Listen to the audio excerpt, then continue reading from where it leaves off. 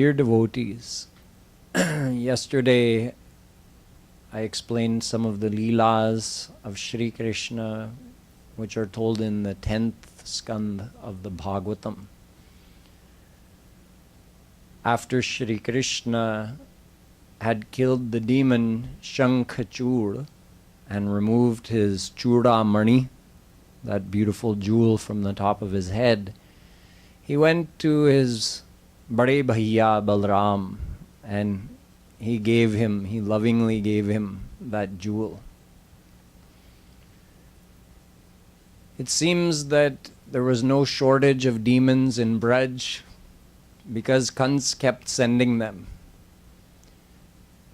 We know that all of Shri Krishna's leelas are pre-planned. It's not like in our life where we don't know what's going to happen next. We may try to do something and something else happens. We want people to agree with us, but that's very rare when it does happen. Shri Krishna's leelas are not like this. Everything is pre-planned. He decides ahead of time, I'm going to take avatar on earth. And in fact, it's already pre-scheduled that he comes once in one kalp, once in one day of Brahma. So before coming, he makes sure that all of his saints that he's going to need for his supporting caste, they are sent. They also take avatar. They come here on earth.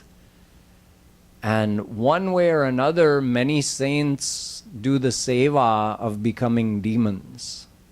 And Shri Krishna, quote unquote, kills them. But what he's really doing is thanking them for their seva and releasing them from that, and you can go back to my divine abode now. But it's all part of the leela. Shri Krishna starts out in Mathura, escapes from the jail with Vasudevji, crosses Yamuna river. Vasudevji leaves him at the house of Nanda Baba and Yashoda in Gokul. And he spends the first 4 years of his life in Gokul.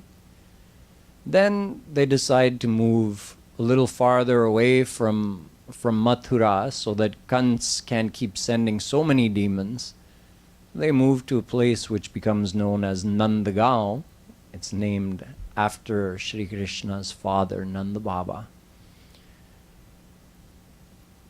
Then he stayed there until the age of 11 and a half. And after that, when Kansh called him to come to Mathura, he came and spent some time in Mathura, went to school, later went to Dwarika.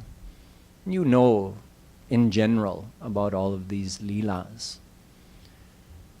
One way or another, through every leela, Shri Krishna was gracing the souls.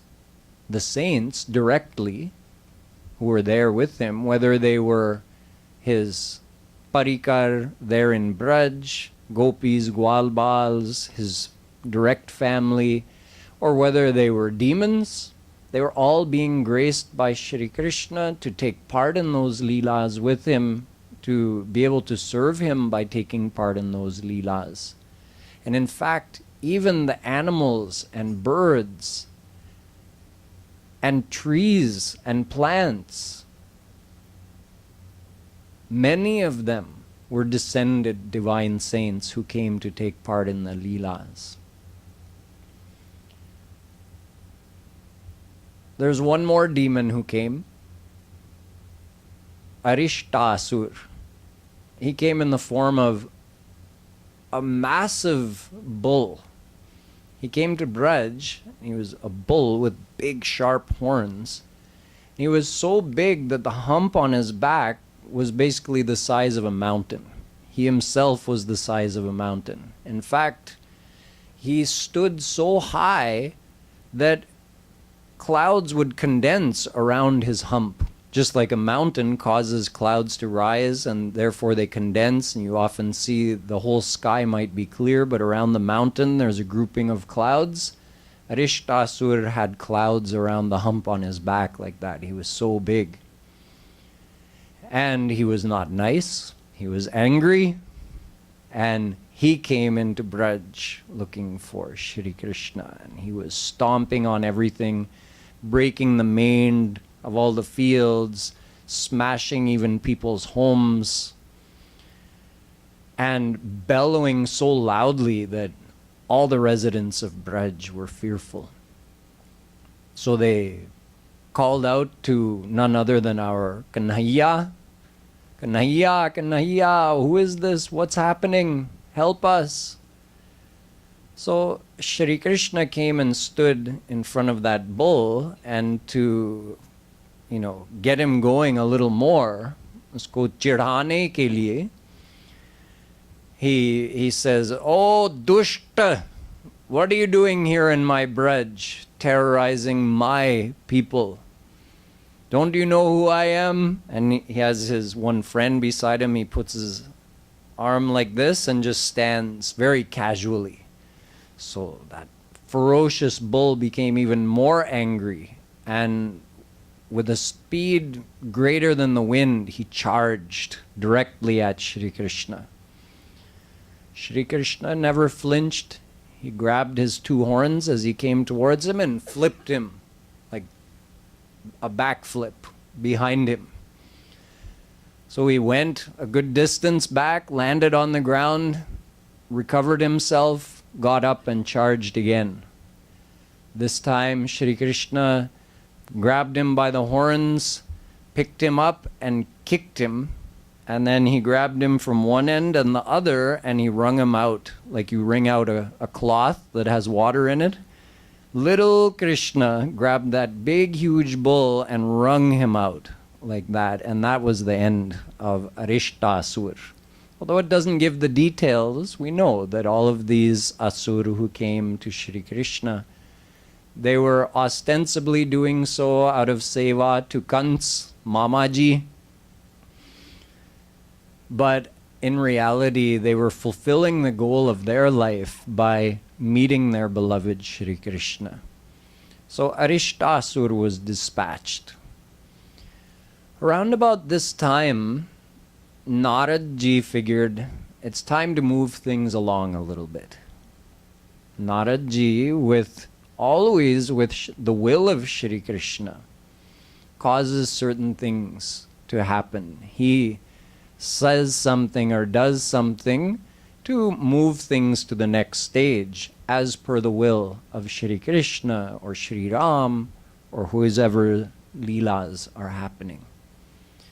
So at this point, Naradji goes to Kansh and he says, "Oh Kansh, don't you know?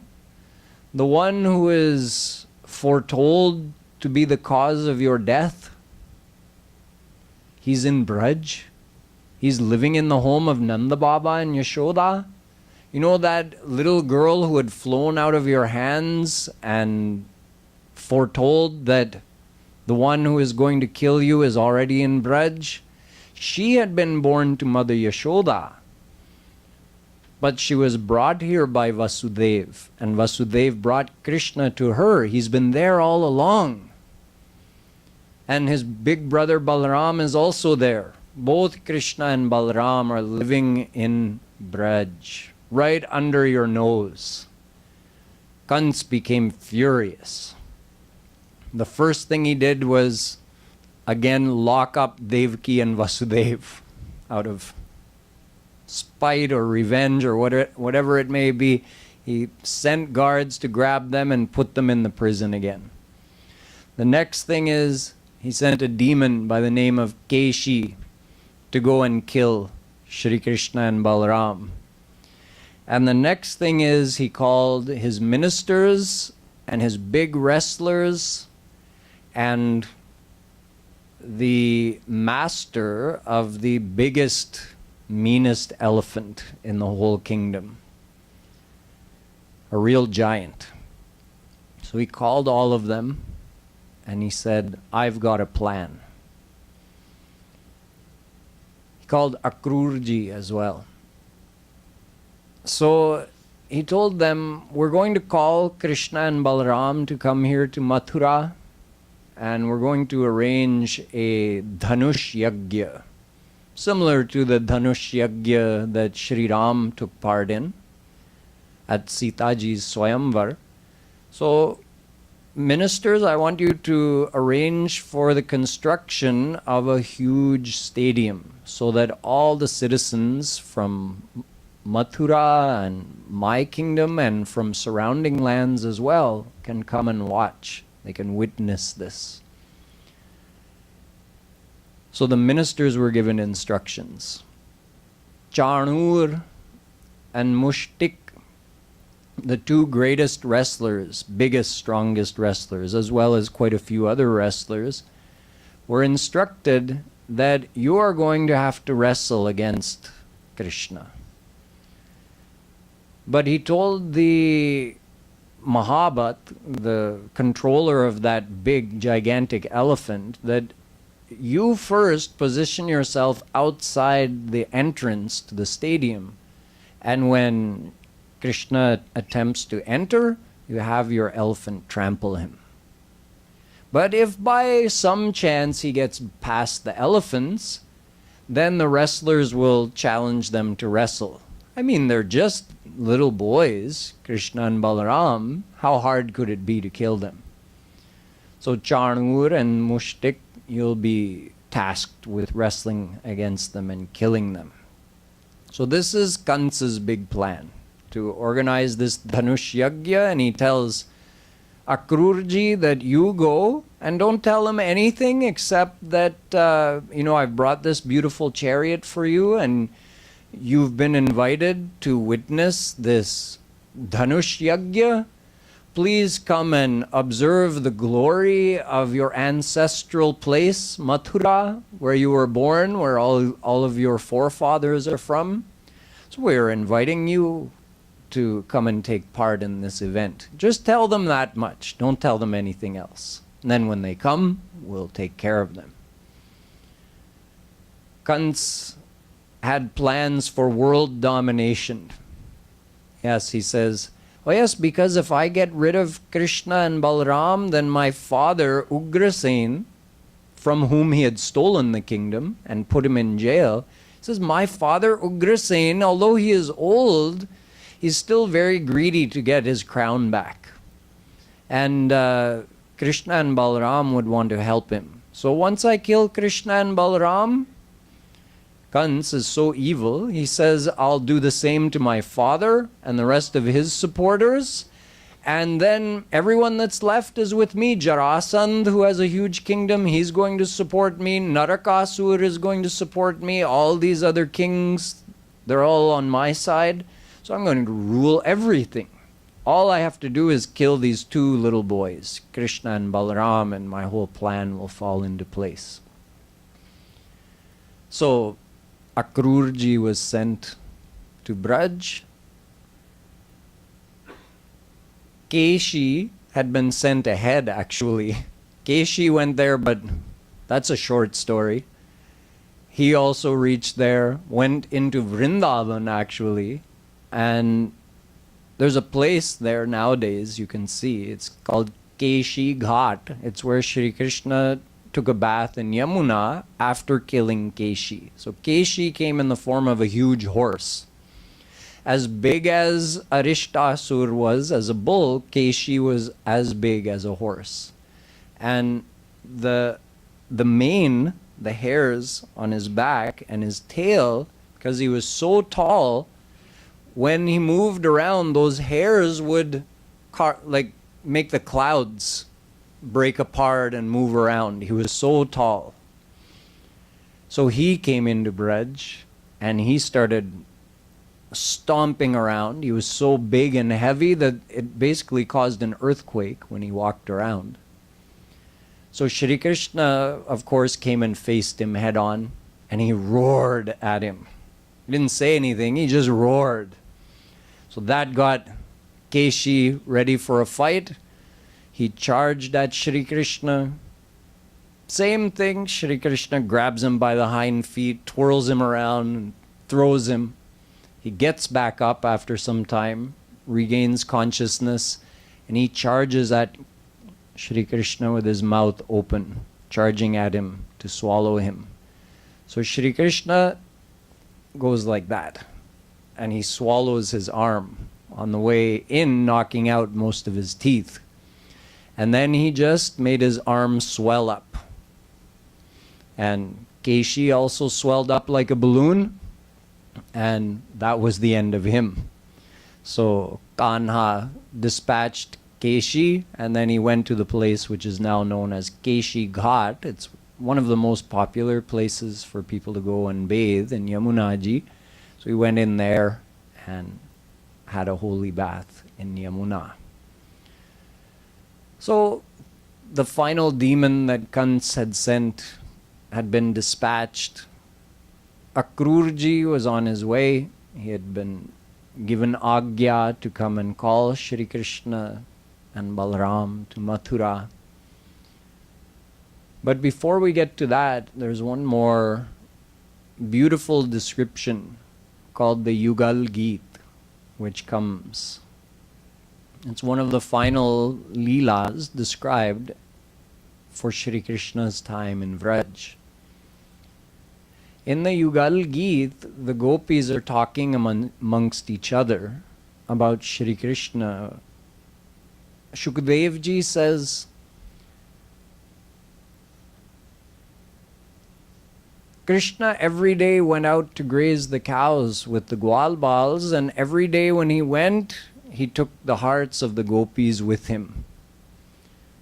So the gopis thought about Shri Krishna the whole day, and they also sang his leelas.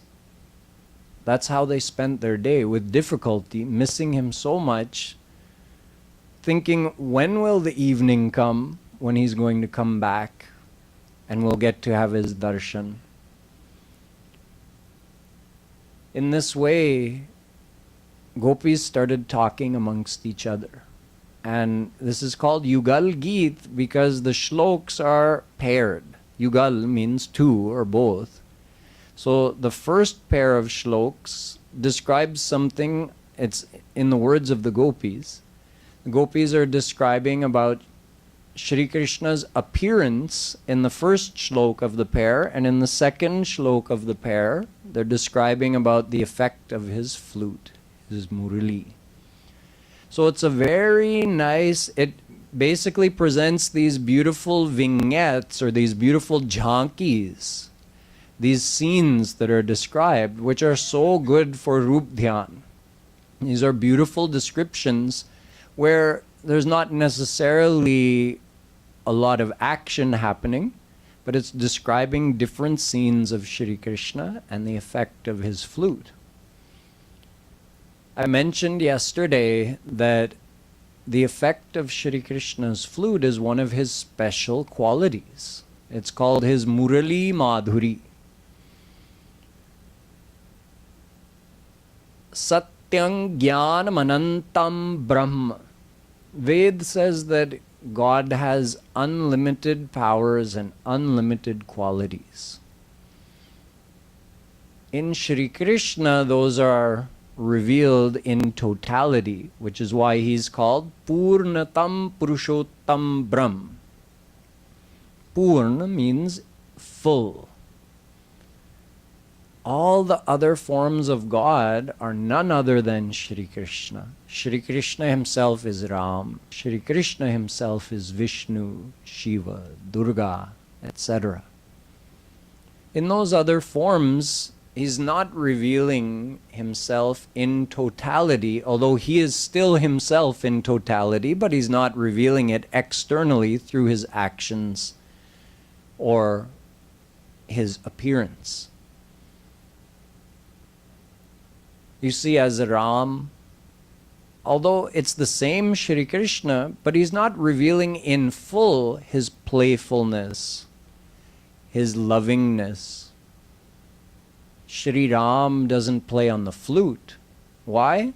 Because that's a very special divine attribute of Shri Krishna that is only revealed in those leelas of Braj. It's not revealed in the leelas of Shri Krishna, it's not revealed in the leelas of Sri Ram. So let me share a little bit of this description with you. It will hopefully help you, give you some ideas for your Rup Dhyan. Rup Dhyan is the most important thing in a person's devotion.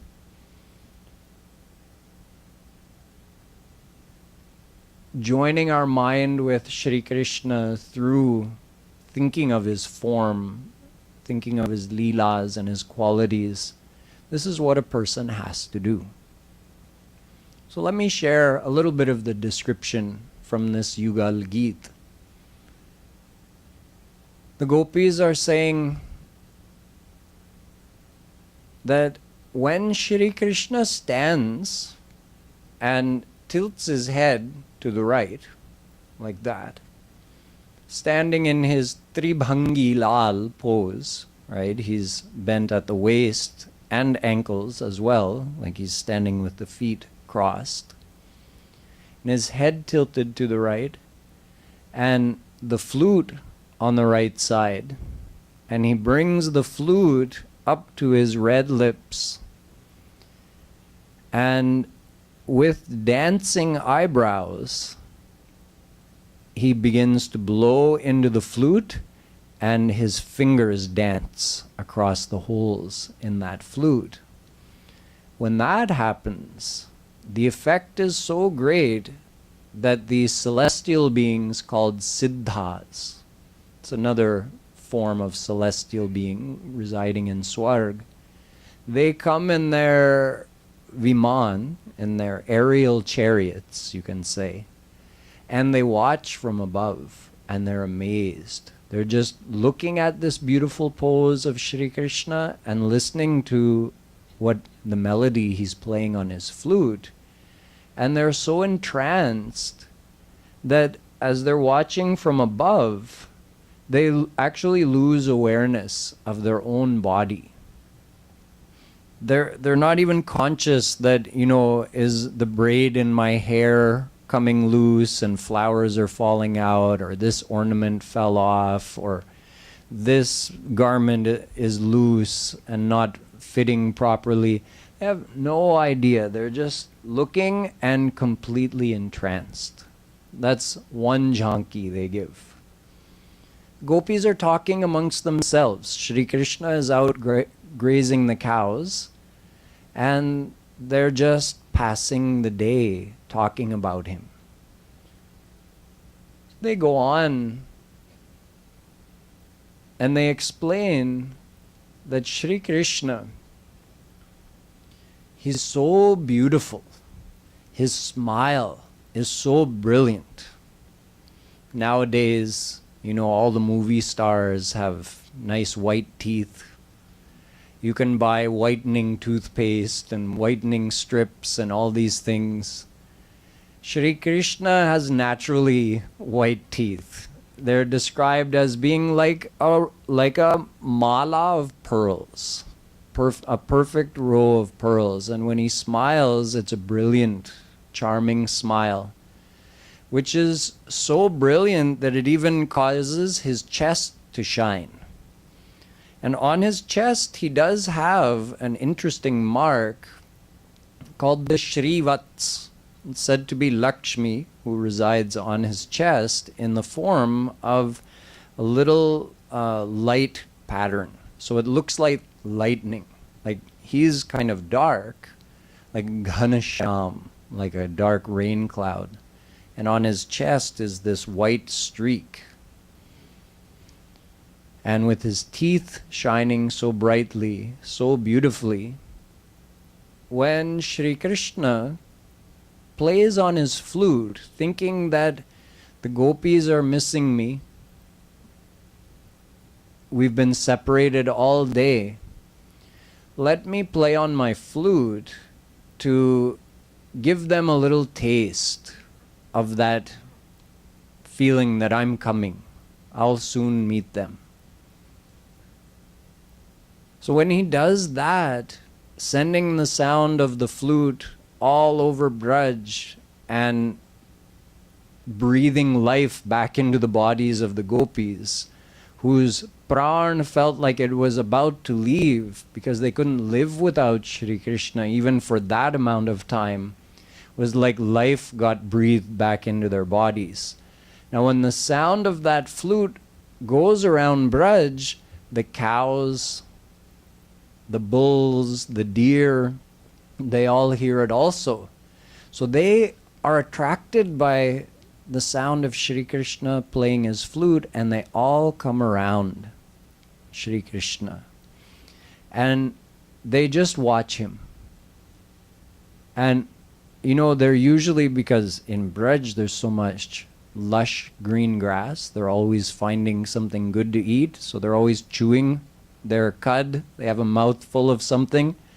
So they're listening, and it's just there in their mouth. They're not swallowing it. They're not spitting it out. They're also entranced listening to Shri Krishna, and they've become still like statues. There are 8 symptoms of divine love that manifest in the body of a devotee, of a saint, or in God's body himself. Stambha svedotha romancha swarbhedotha vepathu vaivarnyamashru pralaya ityashtau satvika smrita. Rupa Goswami says, these are the 8 signs that someone is receiving Shri Krishna's divine love in his heart, and it's manifesting in his body because it's overflowing his heart. The first symptom is called stambh. You know, like a kambha, a pillar, it stands perfectly still. So it is said that the effect of Shri Krishna's flute is so great that all the char become achar. All the animals that move around when they hear his flute, they become in a state of divine love absorbment, hearing the sound of that flute. See, those cows, those bulls, those deer, the animals of Braj, it's been explained that, let's say somebody does devotion to Radha and Krishna directly with Madhurya Bhav, they'll go directly to Vrindavan, become a gopi. Let's say they do devotion with Vatsalya Bhav, they'll go to Golok Abode and get that relationship of parent to child with Shri Krishna. If they do devotion to Radha Krishna with Sakhya Bhav, they'll go there to Golok Dham and get to become one of Shri Krishna's sakhas. But let's say if somebody did devotion to Shri Krishna in another form, maybe they worshipped him as Mahavishnu in his almighty form, and he got God realized. But after getting God realized, he happened to meet a Rasik Mahapurush, a saint of Sakhya Bhav, Vatsalya Bhav, Madhurya Bhav, one of the saints who has attained Radha Krishna. And hearing from him about these leelas of Radha and Krishna, he says, oh, I want to experience that. But he's already attained Mahavishnu, for example. He is granted to enter Vrindavan, enter Golok, and experience the ras of Radha Krishna leelas, but not as a gopi or a gwalbal.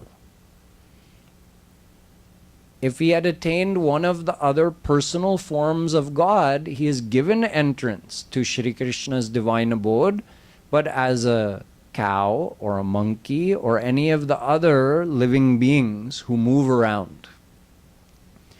If there are jnanis or yogis who attained Nirakar Brahm, so they attained liberation, but before leaving their body they met a Rasik Mahapurush and they said, oh, I want that bliss of Radha Krishna leelas.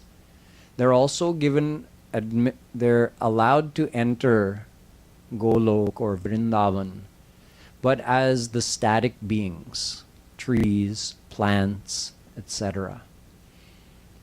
In the divine world, they're all saints. The gopis, Gwalbals, they're the ones who worshipped Radha and Krishna directly. The animals and birds, they are mostly saints who had attained Shri Krishna's other forms. And then the static beings,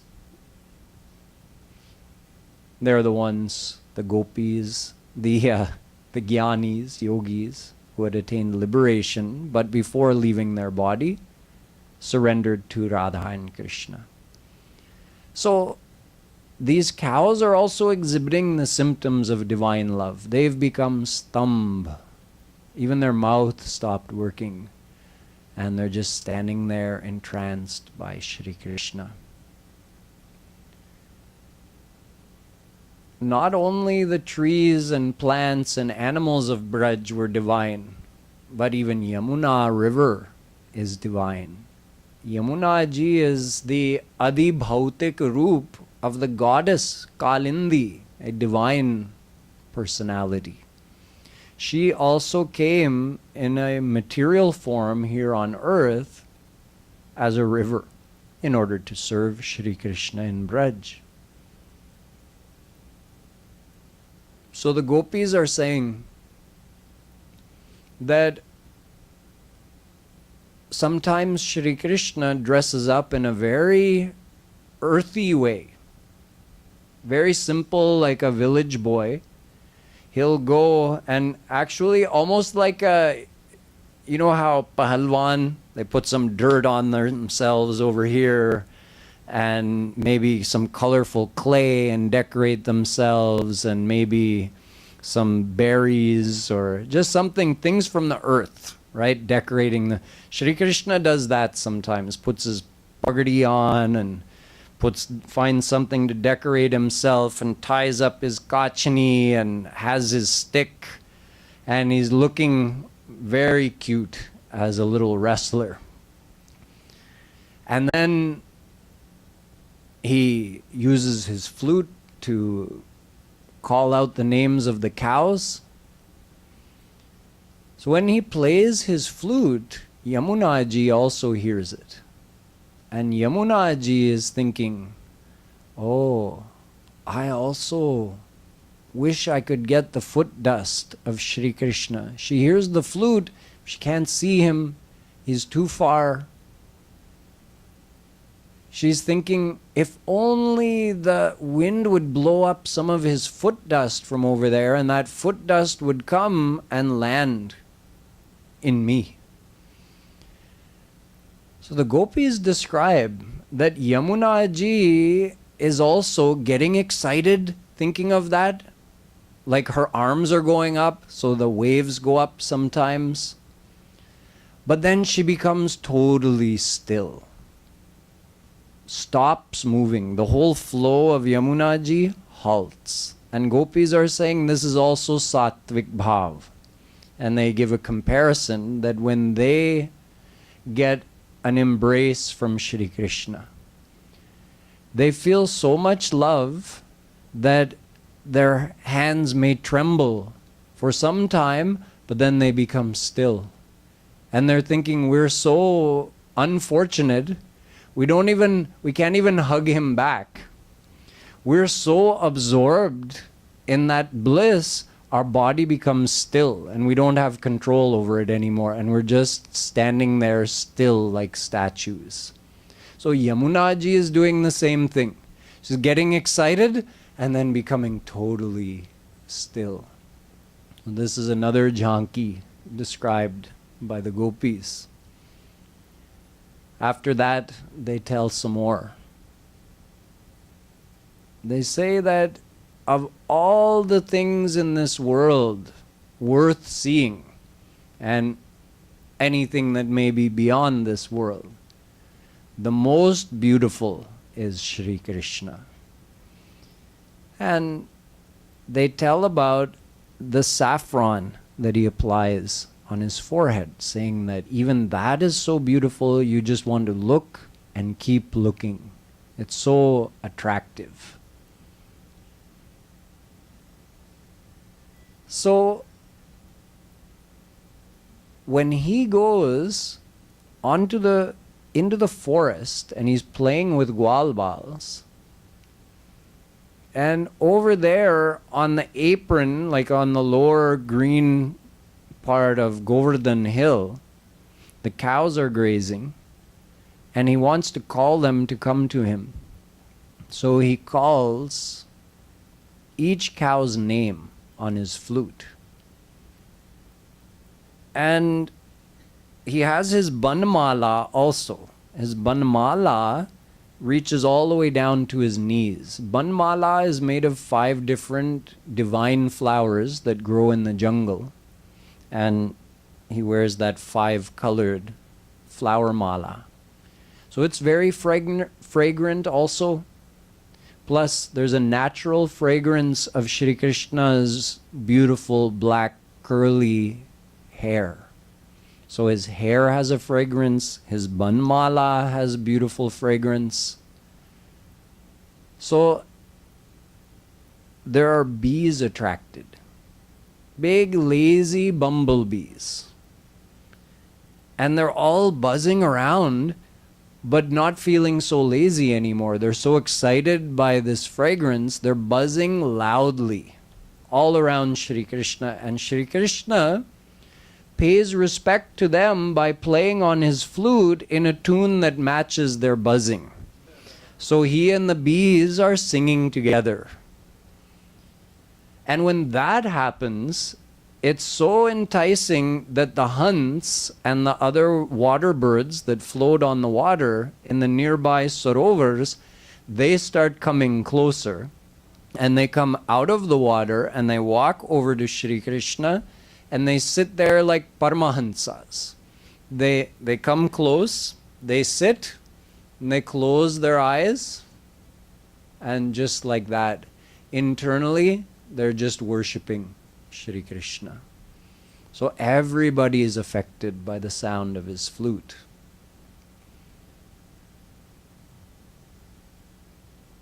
They go on to explain that sometimes when Shri Krishna plays on his flute, all the trees and bushes and vines, they also hear it. As I explained, they're divine personalities. So as he's playing on his flute, the trees become laden with flowers, and the vines as well, and the shrubs. Not only flowers, but fruits just start getting bigger on the vines, on the branches. So they start bowing down like this, all the way until they touch the ground, as if they're doing pranam to Shri Krishna. And just like a person, one of the sattvic bhav is tears from the eyes. Similarly, all of these static beings, it's like now they've started to move, right? They're bowing down, whereas the moving creatures, the char, they've become achar. Now the achar are becoming char. They're moving, they're bowing down, and instead of tears from their eyes, they start dripping sweet sap from all of their pores. It's just starting to come out of them. The effect of the flute is so thrilling to them. It's like it's melting their heart. The gopis tell another beautiful scene. They say that when Shri Krishna stands upon the top of Govardhan Hill, at that time Govardhan was quite tall. So when he and Balram stand up there on the top of Govardhan Hill, and in order to rejoice the whole world, filling his flute, the sound of his flute, with blissful feelings, he plays on his flute. It's like he's embracing the whole world and everyone in it. So when that happens, even the clouds get excited. And the clouds come and want to be a part of that. So they kind of gather over Shri Krishna. And hearing the sound of his flute, they start softly rumbling. But the cloud is also careful. I shouldn't rumble too loudly to overpower the sound of the flute. And I also shouldn't rumble out of tune. I should be in tune with Shri Krishna's flute. So Shri Krishna is playing and the clouds are just lightly rumbling, and it's like they're having a jugalbandi. So they're both matching each other. And the cloud is also thinking, okay, there's too much sun on Shri Krishna right now, let me cover over top of him. And wanting to do more seva, the cloud lightly drizzles down. Just some little puffs of rain, almost like flower petals would feel. Just some little puffs of rain to cool Shri Krishna on this hot day. And in fact, gopis say sometimes there are devtas who hide up in the clouds and they do shower little flower petals on Shri Krishna secretly. What else do gopis describe? Well, we heard about the siddhas, we heard about the cows and bulls and deer, we heard about Yamunaji, we heard about the trees and all the plants and bushes, we heard about the bees, we heard about the birds, we heard about the clouds. Sometimes Shri Krishna will stand and he wears different kinds of malas. Sometimes he wears a tulsi mala, and on that tulsi mala, he'll stand with a friend next to him because he's very stylish and cool, right? So he's standing like this, and he's looking at all the cows, and he's counting them to make sure they're all there. So he's counting them on his tulsi mala. He looks, that one's there, that one's there, that one's there. So he's just resting on his friend's shoulder and doing that, and at the same time with one hand playing on his flute. So it's quite a beautiful vision. And when that happens, a lot of times the deer will come around and just surround him, like leaving all of their other activities, they'll all just come and surround Shri Krishna. Now, talking to Mother Yashoda, the gopis say, you know that no one ever taught your son how to play the flute? He just knows all of this. And whenever he plays, he's playing ever new tunes. Did you know that even Brahma and Shankarji, who are all knowing, when they hear Shri Krishna playing, every time they're mesmerized because they say, I never heard that tune before. So he knows all the rags automatically, and he's making new combinations and making new melodies. So even Brahma and Shiva are ever excited and mesmerized by the playing of Shri Krishna on his flute. Finally, the gopis say about themselves. They say that, when the cows are walking on the ground, they have heavy hooves and it goes into Mother Earth.